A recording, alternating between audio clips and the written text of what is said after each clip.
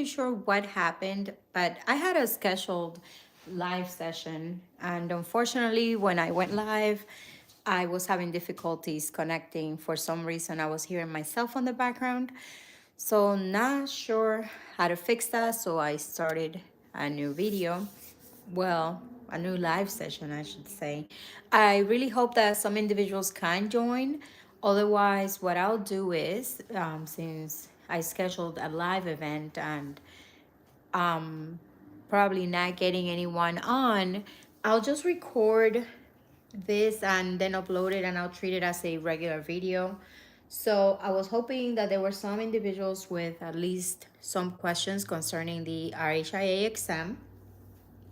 So I just want to say, when someone's preparing for that exam, it really truly would be helpful for that person to know the ins and outs of the HIPAA rules and regulations. As you guys know, well, by now I hope that you do, there are many little details, many intricacies, and situations where one might wonder what exactly applies. When did I actually get to use somebody else's medical record without their consent, etc., etc. If you are someone like me who went to school and did not have any experience in healthcare, no medical terminology, no anatomy or physiology. When I say no experience, I mean zero experience. So, for example, I did more of a career switch. If you have listened to my other videos, I probably did cover that. I used to be in the health hair care industry, and I decided I wanted to do something different, something that wasn't, something as strenuous as being a hairstylist. You do have to be on your feet all day. You have to work Monday through Sunday in most cases. And your clients are always right, and you always have to be there, be available. There are no paid vacations, depending who you work with, of course. But in my circumstance, my situation, there were none. There was none of that. So I decided to do some research and got to this.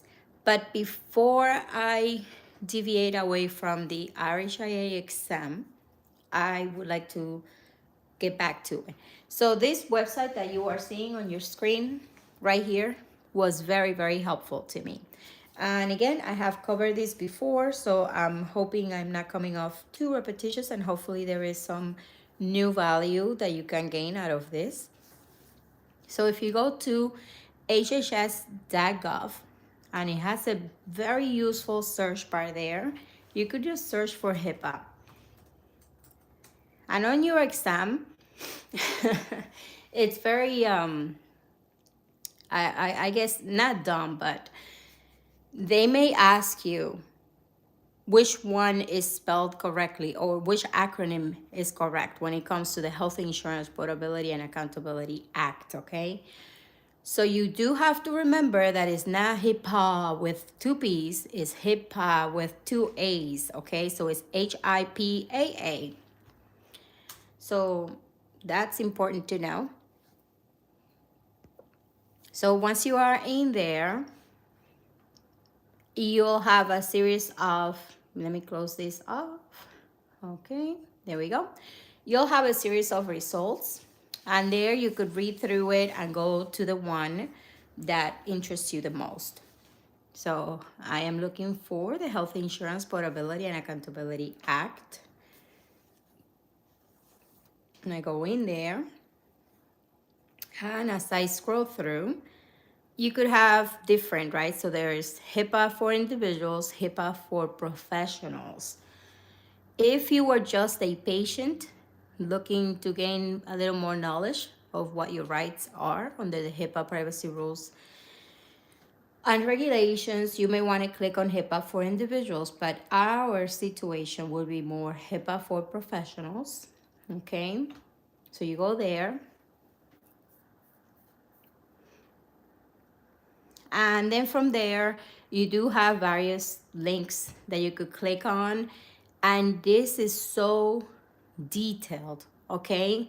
So for example, these two right here where it says the privacy rule, I'm not sure if you could see, let me bring it closer to the screen.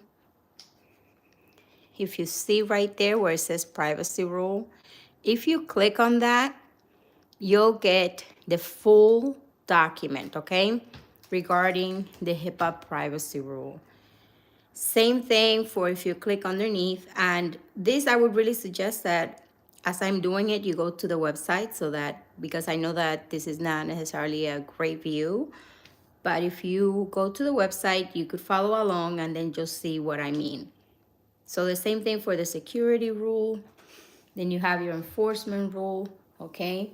If you learn those, like you, oh my gosh, I don't know, I don't have a good analogy, but if you learn those really well, you'll be set for the exam. I am not kidding when I tell you that the majority of the exam is HIPAA related. They portray it in different ways. They will give you different scenarios to fit the domains that you are learning. But seriously, if you know HIPAA, like the back of your hand, you will pass the exam. That is your number one thing. Everything else, like coding, as you know, the medical coding exam is separate. They do have a little bit of the coding exam, one of the domains, will cover it, but we're not bringing our books like coders do into the exam. So the test questions that they might give us, they're not necessarily intricate for that matter. So they're manageable, okay? So don't spend a lot of time on, oh, let me learn, medical coding. That's not the case, okay? However, your HIPAA, the whole aspect of it, your medical terminology, anatomy and physiology, that's helpful.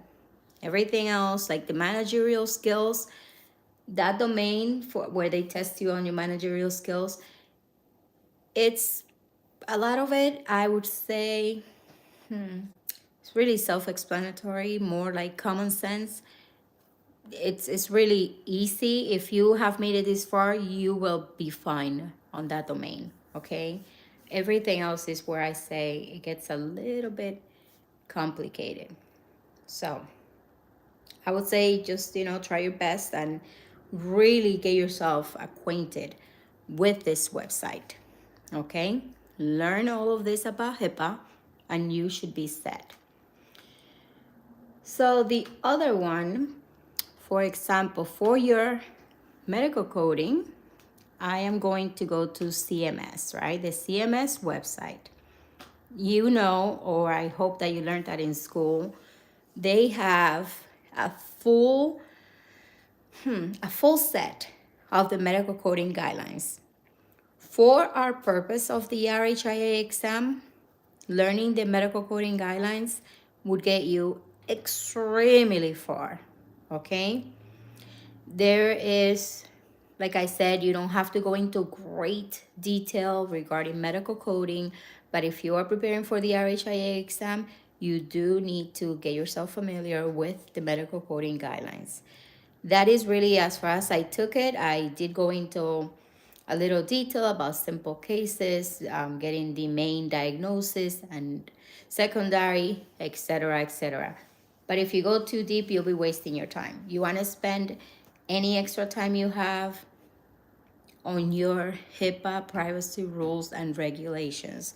I could not stress that enough, okay?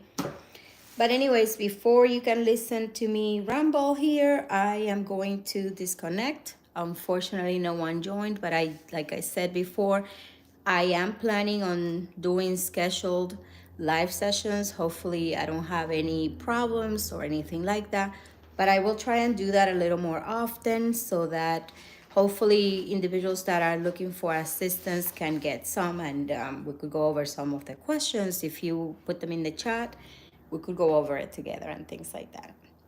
Hope everyone's well.